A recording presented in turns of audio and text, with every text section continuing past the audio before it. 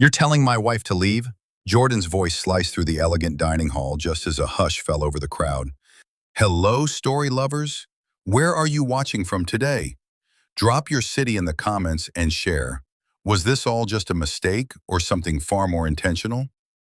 In today's tale, a stunning brown-skinned professor walks into a celebration dinner, is insulted, and forcibly removed from her assigned place.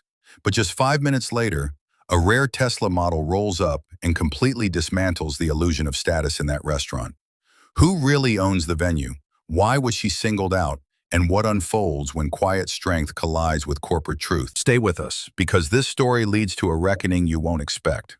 Make sure to subscribe so you never miss our gripping real-life stories of grace, power, and comeuppance. Tell us your city in the comments and don't go anywhere. The end will hit hard. This wasn't just a chair. It marked a boundary that should never have been crossed.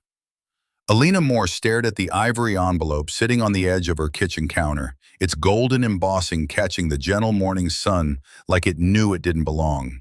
It wasn't your average invite. She'd had plenty. Academic symposiums, global lecture circuits, prestigious award nights. But this one stood apart. It was social, high-tier, and coated in the kind of opulence only the ultra-rich could flaunt.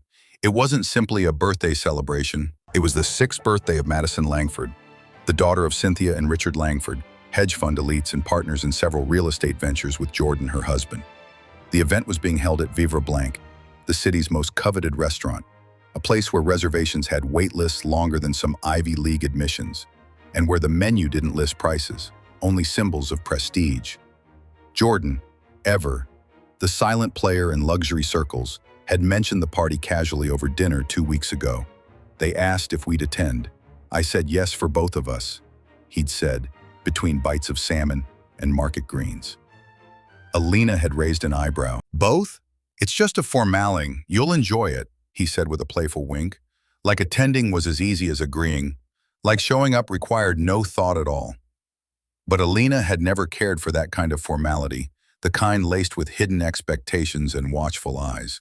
She wasn't raised to know what utensil came when, and she didn't care to fake it.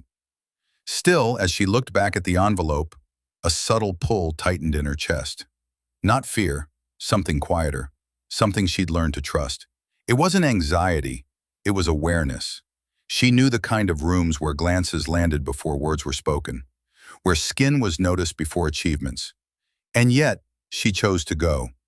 Not to entertain, not to prove anything, but to be present. Jordan, as planned, wouldn't arrive until later. His schedule was packed, and Alina didn't see a reason to delay. She'd arrive early, on her time, in her own way. She dressed with care, choosing a sleek white slip dress that traced her silhouette with quiet confidence.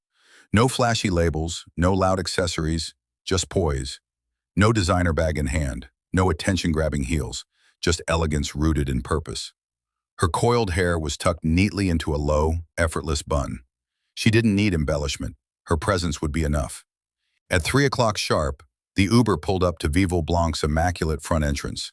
Sunlight glared off the glass, dancing across the chrome facade and casting sharp reflections. The place shimmered like a shrine to modern wealth. A valet in a crisp charcoal suit opened the car door, his gaze flicking over her, brief, calculating. Not unkind, just that reflexive glance that asked, "Do you belong?" Alina stepped out with ease, head lifted. Her walk was steady, assured, measured without apology. She didn't need to explain her presence. Inside, the place lived up to the myth. Polished marble floors reflected every step like still water. Overhead, a chandelier bloomed like frozen lightning, bathing the space in gold.